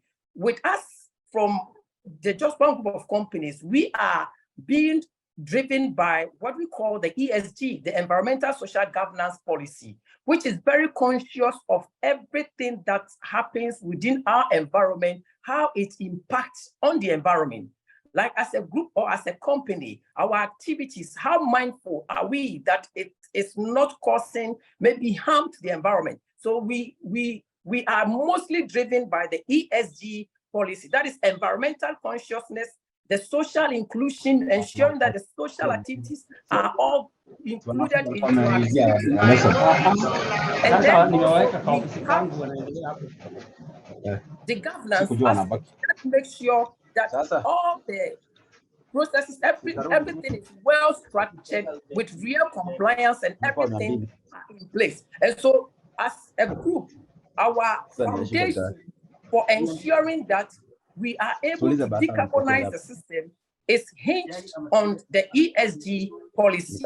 Now, let's come back to the concept of the issues of the things that really causes the drive of the decarbonization activity. When we talk of the drivers of the decarbonization activity, it is good that we ensure low emission activities. But then these low emission activities also goes with some requirements. And the very basic requirement that cannot be overlooked is the availability of the companies. One of the things that has never eluded the group is that they always ensure that with the incoming of the system to ensure low carbon emission, there are requisite personnel in place to drive that system.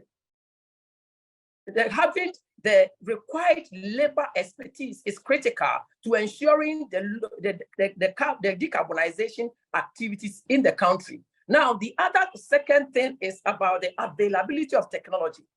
Technologies abound, but which of them best suit the decarbonization or low management of the waste? So we need to do extensive research to be able to come out with a customized low emission technology that will suit our environment. So that is the second one. Then the third driver to ensuring you are able to do a decarbonization activity with the waste management is about the investment reforms. The investment reforms is so critical because the old system of managing waste had its own investment conditions. But with the current situation whereby we are decarbonizing, we are low carbon activities, we must ensure that our investment policies, our funding policies, our financial policies are reviewed so as it will be able to support the change that is to take place, the change of the traditional system of managing waste into the low carbon emission systems of managing waste.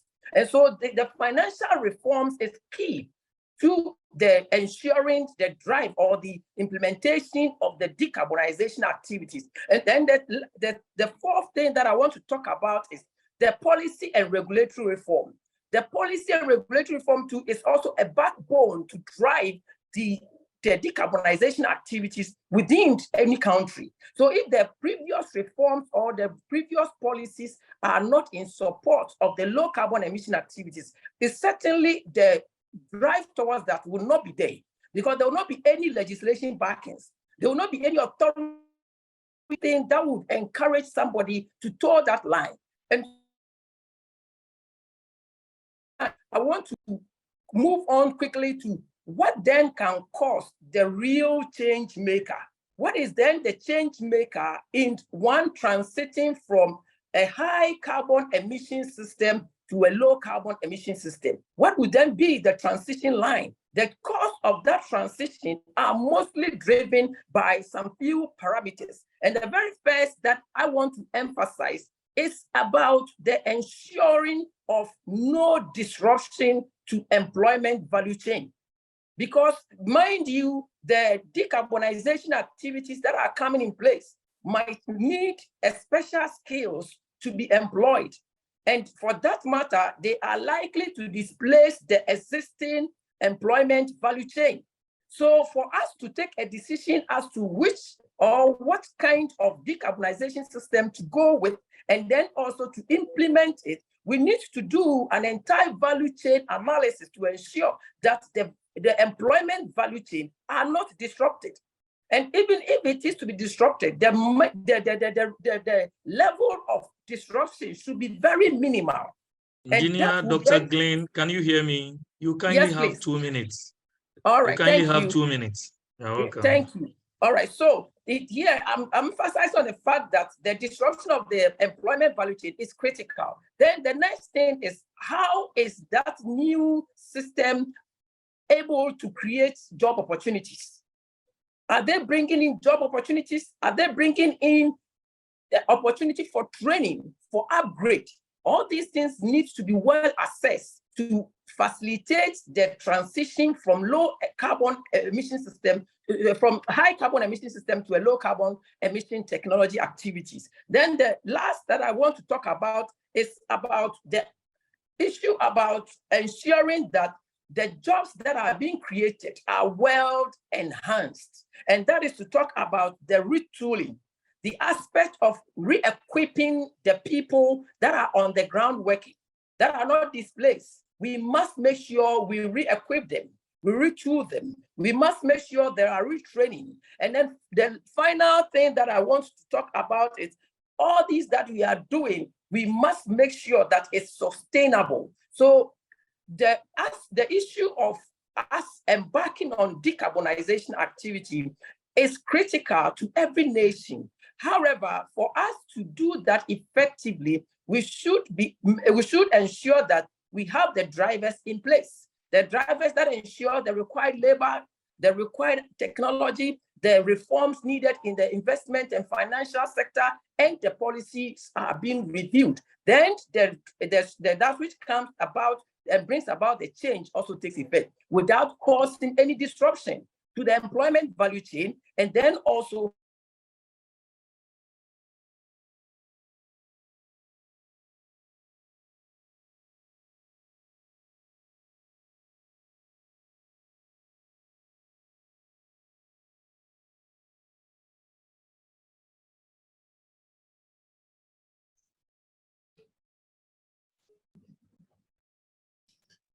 Sulemana, maybe he has some problem online. Dr. Sulemana. Yeah, Professor. I'm sure so. But he was just about concluding, so I believe we can continue. Okay, all right, okay. Okay, so Engineer Dr. Glenn Jima was just concluding, so I'm sure we should be able to continue.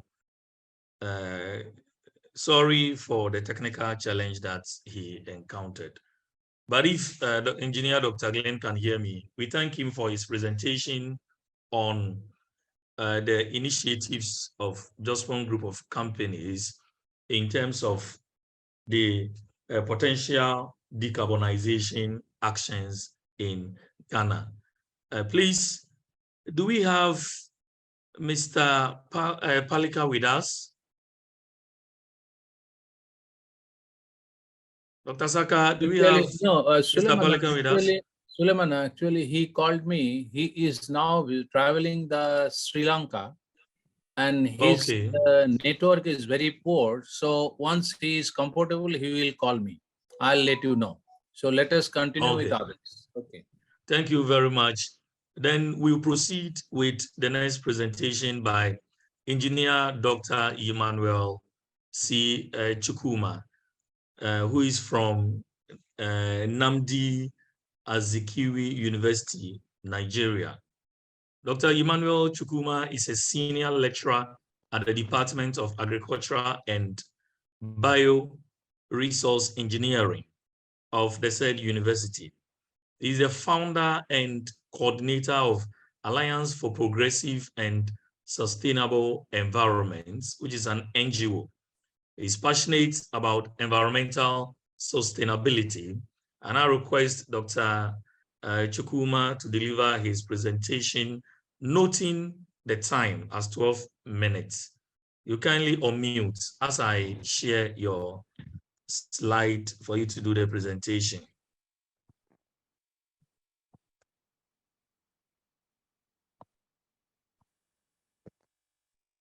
Thank you so much. I hope everybody can hear me. Can I go ahead? Yes, go ahead. We can hear you. Yes, you can go ahead. So thank you so much. I'm so passionate about environment, and I'm also privileged, and I love what is going on here. I've taken time to listen to some of the speakers, keynote address, and a lot of them, and then this is the right way to go. And then I had somebody ask a question. A number of framework and policies are started in the eastern part of Africa. What is happening in the West? So our Ghanaian friends, Nigerian, and all the countries in West Africa, it shows that there's a lot of work to be done. and then we can start doing the much we can from our various quarters. Okay, I briefly want to present something on circular economy, considering household perspective. Okay, I'm coming from two backgrounds, from academics and research, and then also as an NGO. So just like one of the presenters said, there is need for triangular collaboration. So I've actually started running an NGO because of the essence of community engagement and stakeholder involvement in environmental sustainability projects. So for my outline, I just have about 4 or 3 of them, the basis of circular economy, and good enough, a number of speakers have talked about linear economy and circular economy, and I don't think I have much to say on that. Then I'm just going to look at a bit of factors in household waste and then possible household practices on circular economy. Next slide, please. Okay, so the concept of circular economy has already been dealt with. In Nigeria, we have one of the, as an oil producing country, we have natural resources, we have production of crude oil, and then of course, because plastic has some origin with crude oil, production of plastics by companies is one of the major problems we have. They produce it in large amount of quantity, and then it is almost like it costs nothing to get 50 packages of plastic. So, but the problem we have is how can we incorporate circular economy in our system? A number of these retailers doesn't have awareness. Like we said, this is one of the things that is required in circular economy. So the consumer behavior is also a critical aspect in achieving circular economy, and the awareness both to the retailers and the consumers is critical. And then when it comes to the household, which plays a critical aspect in waste generation, we still need serious awareness in Nigeria as a country. So the use of plastic, trying to repair and then trying to keep elongate the life cycle of materials is one of the areas that they should be paid attention in Nigeria. Then the recycling sector, good enough, a good number of plastic processing companies has started springing up. We have a good number of companies that are now coming up, but the output from plastic waste, for instance, is much more than the companies. And then it shows that the whole issue of circular economy needs to be taken to the next level by all the stakeholders in Nigeria. Next slide, please.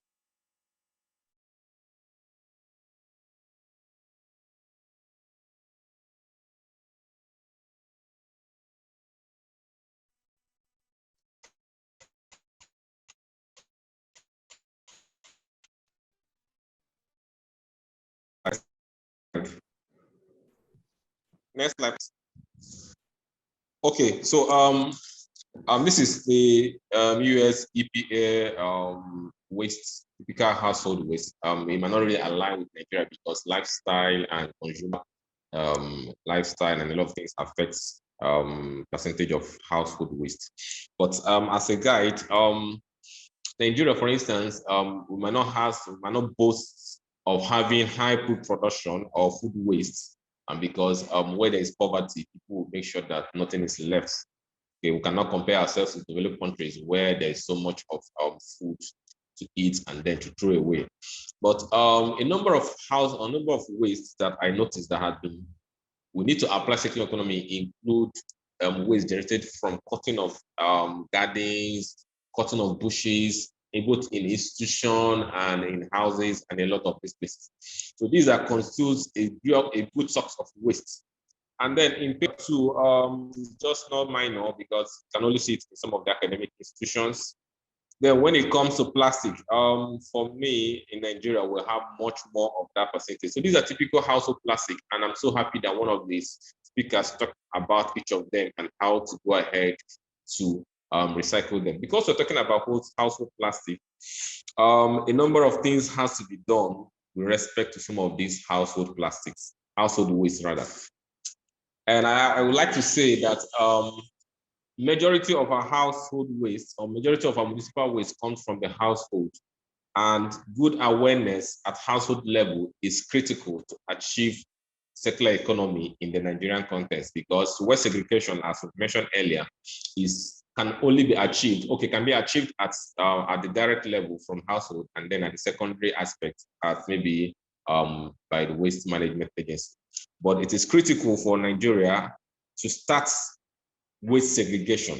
And this is where the awareness and the orientation of people is critical. Next slide, please.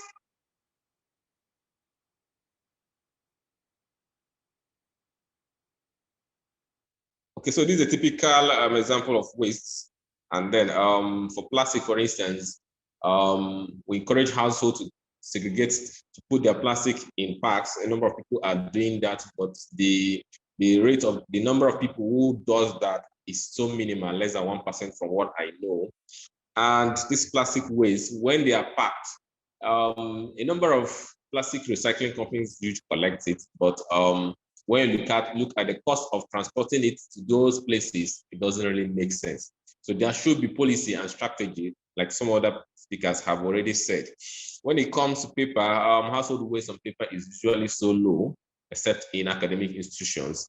When it comes to organic waste, this is where all hands need to be on deck, because a typical Nigerian household generates a number of waste. Some of them might not really turn out to be food waste, but majorly some of them are vegetables, and then less than 10% or 15% are collected, and the other ones turns out to be waste. So there is need for a system of circular economy that will maximize organic waste in the Nigerian context. Yes, we have the biogas technology, we have the compost manure, but these technologies are not really implemented here in household in Nigeria, and there is need to go ahead and implement this technology. Okay, let's go to the next slide, please, because of my time. So, like I said, segregation of waste is critical at household level. And these are some of the typical environmental sustainability approach that households can use. First of all, is in the system of waste reduction or waste minimization and prevention. Waste is inevitable, but efforts can always be made to reduce the quantity of waste. And like I said earlier, there is need for serious orientation and awareness in the Nigerian context. I know this applies to some of West African countries too. So the reuse of waste, for instance, like I said, because Nigeria is a country where, as a producing country, you go to supermarkets, so people can ask you to double their nylon, triple their nylon just to buy one product. And by the time you're able to buy 7 products, you're going with more than 21 plastic. And this plastic, because they cost nothing, we have serious problem in the area of use of plastic. So people just throw it anywhere, litter it, because they know once they go to the supermarket, they can get as much as they want and they don't really pay. So this is where policy comes in place, where plastics packages should be taxed, and then people will learn how to reuse their plastic and then see how to get their plastic or waste and see how to be recycled, and then recover as much energy as we can recover, and then make use of landfill. Please, next slide. So the principle of reuse, reduce, and recycle, the 3R, is a critical aspect for households' circular economic management. And then these are some of the things that should be driven. As an NGO, we're making impact in this area. We're trying to organize training workshop. We did 1 or 2 sometime last year, where we have environmental volunteerism, and then we had a workshop where we open people's eyes to some of these things. But this effort is not enough. There is need for governments to be involved. There is need for us to target more households. There is need to move beyond the boundaries that we have right now. And this is how household circular economy can be achieved, because the major generators of household of municipal waste remains the household. Please, next slide. Okay, so these are some of the first one I mentioned is just for this slide is particularly for organic waste. And like I said, in the Nigerian context, food waste might not be the major organic waste, but hello. item. Engineer Dr. Chukuma, you kindly have 2 minutes more. Okay, thank you. I'll conclude soon. Okay. So these are some of the technologies that Nigerian household can apply without so much stress. So combusting is something that can be done. Biogas production, which is biomethanation here, can be done. Gasification and pyrolysis might be technical for some households. And then direct land application of some of these households would be encouraged. So when we have a good drive towards household utilization of waste, the circular economy can be achieved and the quantity of waste can be reduced. Can you go to the next slide? So in conclusion, household plays a critical role in circular economy. And like I said, in Nigerian context, much work to be done in the area of orientation and awareness, and kind of transferring of this technology. And as an NGO, we're also ready to partner with Indian organizations or groups that would be ready to help transfer or share their technologies. Thank you so much for the time, and I appreciate being a speaker in this program. Thank you so much. Thank you very much, Engineer Dr. Emmanuel Chukuma, for your presentation on circular economy, household waste perspective, concentrating on experiences from Nigeria. And I believe it's applicable to other African countries. It's unfortunate we couldn't have one more presentation. We're supposed to have 4 for this session. So this brings us to the end of the presentations for the first technical sections. Before we open the house for questions and then comments and discussions, we'll give the chairperson an opportunity to summarize the section. So Dr. Shine, if you can hear me, you kindly take over. Thank you very much, Dr. Suleiman. We've got 3 presentations delivered this morning. The first one was delivered by Dr. Richard Amfo-Otu, and he talks on the shift in ideologies from circular economy to linear economy. And he talked of some countries in Africa that are leading the way. He talked about South Africa, which has developed national waste management strategy. Kenya has also developed something and so far has banned use of plastic waste. The same applies to Rwanda. Ghana, we tried to ban the use of plastics, but we're not able to do it. But we are also trying to work on extended producer responsibility. We hope Ghana will follow South Africa and Kenya to ban the use of single plastic waste so that our systems will achieve what we all desire it to be. The second speaker, Dr. Glenn Jima, talked about the potential of decarbonization and the action being done or the strategies being put in place by Jospong group of companies. Their attempt is to help cut down on carbon emission in Ghana, and they are doing this in different sectors. The first one and the most one that he talked about is material recovery facilities, which have been established in a lot of regional and district capitals of the country. The material recovery facilities aim at reducing about 40 million tons of waste. This is a laudable step, but they are facing some challenges. The first one he mentioned is on labor challenges. He also talked about technology challenges and investment reforms in the sector, which is needed to move forward their ideas, and their policies are supposed to be helped by the government. They also talked about the change that is needed to lead to low carbon emission systems in the country. Disruptions in the economy, as far as labor is concerned, is his major issue, which we hope the government of Ghana will try to help to alleviate the waste challenges we are having in Ghana. The last speaker, Dr. Emmanuel Chukwuma, was on his topic was circular economy, household perspectives, and waste stream. He talked about the different types of waste that are generated in the country. And he talked most about the poverty status of Nigeria leading to low food waste in the country. I don't think it is only Nigeria that has got low food waste. Ghana has also got some part of the waste stream, which is made up of food. But what is very important to them is how to reduce the waste stream in their country.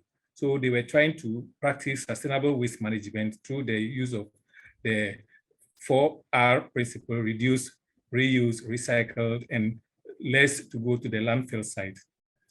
According to the presenter, Dr. Chukwuma, household waste circular economic management is being practiced, and they are trying to put the organic waste system in place so that Nigeria will also have something that is near what we all desire. We thank all these speakers for their presentations, and I hope we will all learn from what is being done in these countries. I will now hand over to Dr. Alhassan to open the floor for questions. Okay, thank you very much, Dr. Bedema, for summarizing the presentations for the technical section 1. We now open the house for questions and then discussion. Okay, so we have a hand. Please, if you have a question, I've got 2 questions, one from Ebenezer Mua and then another from Charles Karaoke. I'll read the questions for response from the speakers, but before that, Professor Gush's hand is up, so I'll give him an opportunity to ask his question. Professor Gush, if you can hear me, can you unmute and ask your question? Yeah. Thank you very much, Alhassan. I really thank the 3 speakers. They spoke very well, and they have given insight of what is happening in Ghana and Nigeria. So I was wondering, because in Asia and Asia Pacific countries, the organic waste in the municipal waste is around, say, more than 40 to 50%. Sorry, more than 50%. Sometimes it goes to 60%. Of course, it also happens because a lot of moisture and water is there. But the friend from Nigeria, I have seen in his slide that the food waste or the organic waste is only 14% in possibly Nigeria. So that is really good, because that more the organic waste, the problem is more to handle. So I like the response from the speaker that that if the organic waste is less, that means the value of the waste is more. If the amount of dry waste is more, because the possibility of recycling is more. So if I get some response from the speaker, I'll be happy. Thank you very much, Professor Gush. Engineer Dr. Chukwuma, if you can hear me, can you respond? Okay, like I said, the poverty affects food waste. So when people have barely enough to eat, they usually have less to waste. So in Nigeria here, actually depends on the region. You can compare some of the sub regions to cities.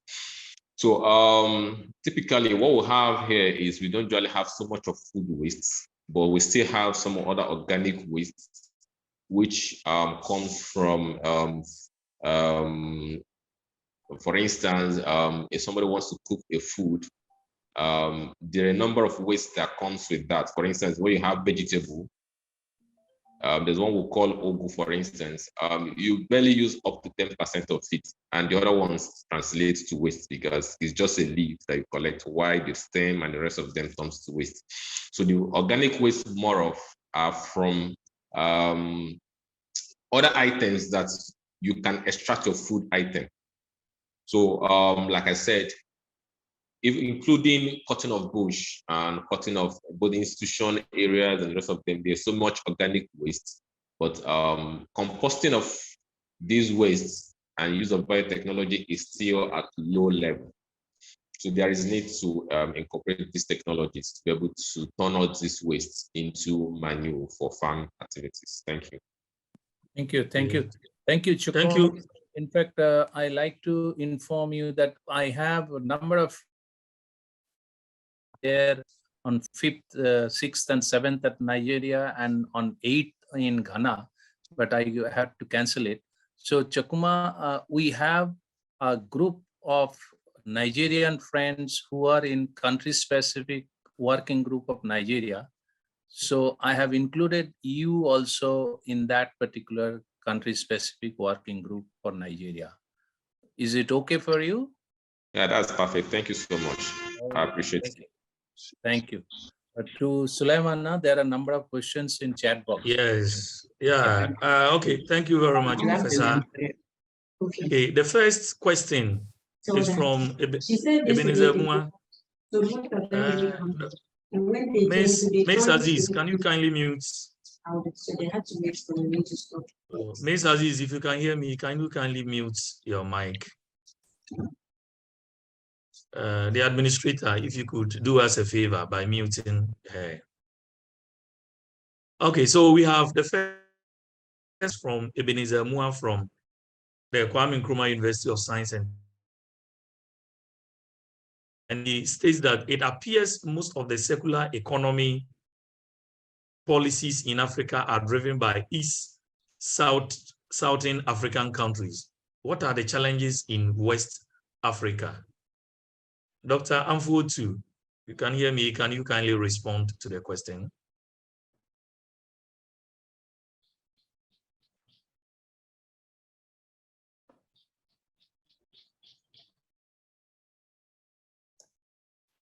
He may not be here. So I request Kamfu, whenever you are here, you please write in the chat box your answer.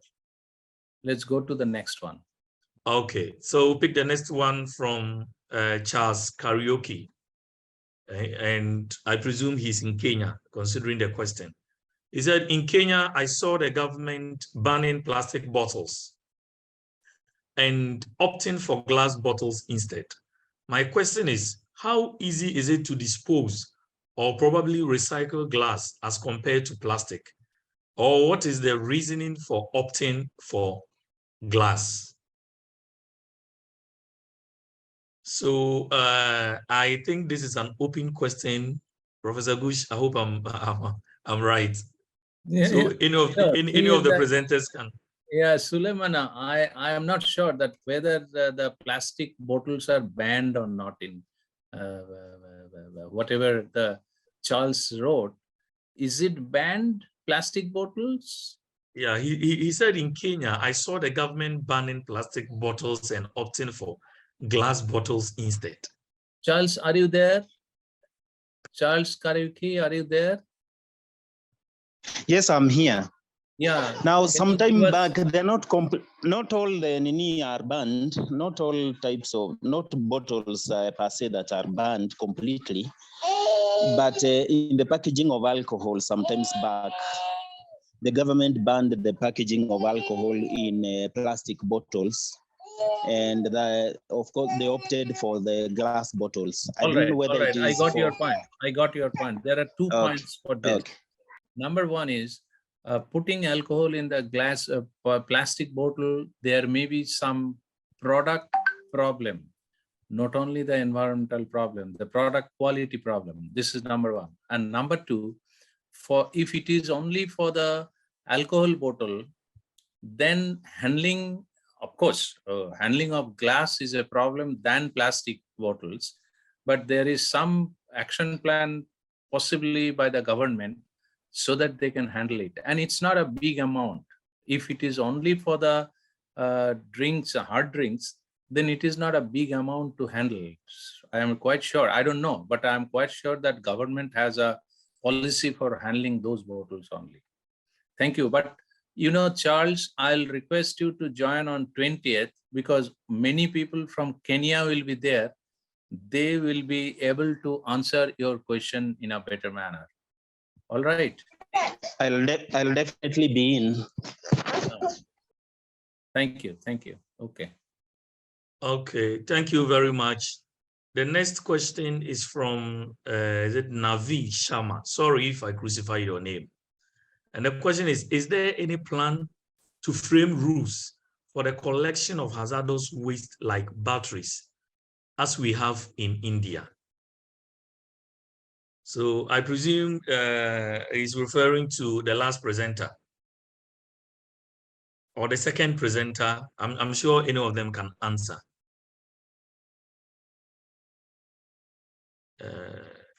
Do we have Engineer Glenn and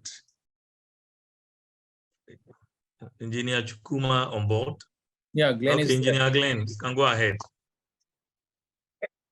Please, can you reiterate the question again, please? No, simply whether in Ghana, whether there is a rule for battery management handling, battery waste handling management? Oh, yes, we have all these waste are classified under the hazardous waste. They are all called the hazardous waste. And we have a lay down policy and a framework of managing all these wastes. There is a whole department in the Environmental Protection Agency that are trained staff in helping the industry in managing these waste. And so in Ghana, yes, we have hazardous waste management. We have. No, not hazardous waste management. His specific question is regarding battery waste. Do you have that also? Correct. Yes, that's why I started by saying battery is a hazardous material. All right. And with us, we have the hazardous waste that has the battery as one of them. And so the office at the EPA, they attend to all these wastes when they happens to be generated by a household or by an institution or an organization. They have a laid down guidelines in guiding you to be able to manage them properly. Thank you. Thank you. Thank you. Okay, thank you very much, Engineer Dr. Glenn.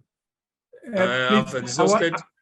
I want to ask Dr. Jima about the question that he has just answered a little bit, because where we live, we don't have any facility where when we want to dispose of these hazardous waste, we, the households, will be able to dispose them of. And you are part of the waste managers of the country.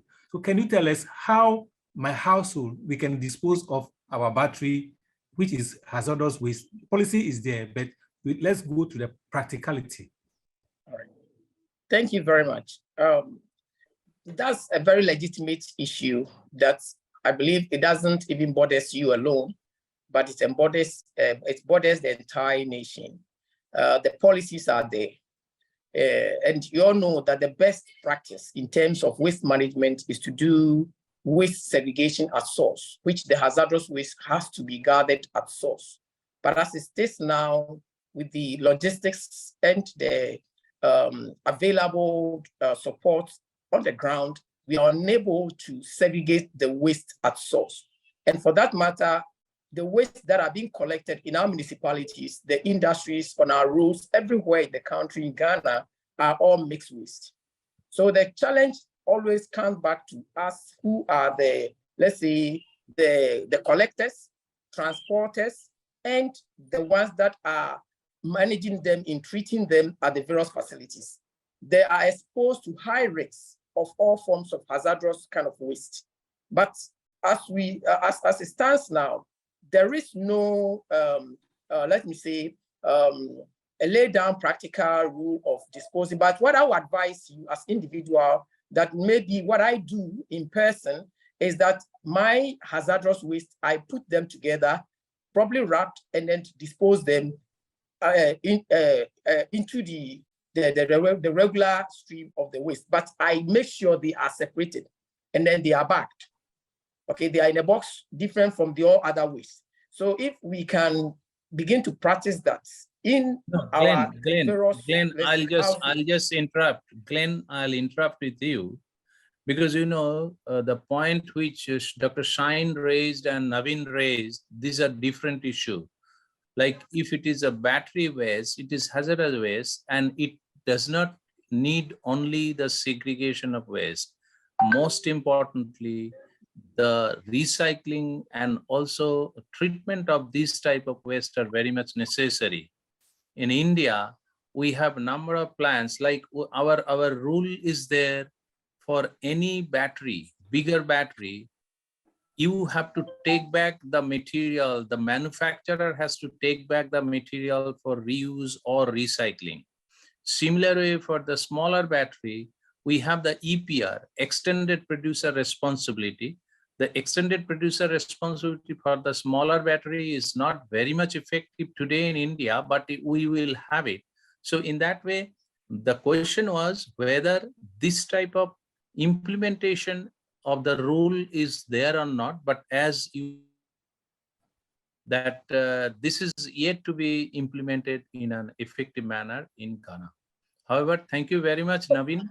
So if you have any other point, yeah, if you have any other point, Naveen, because we don't have much time for the question and answer now, we are waiting for the second session.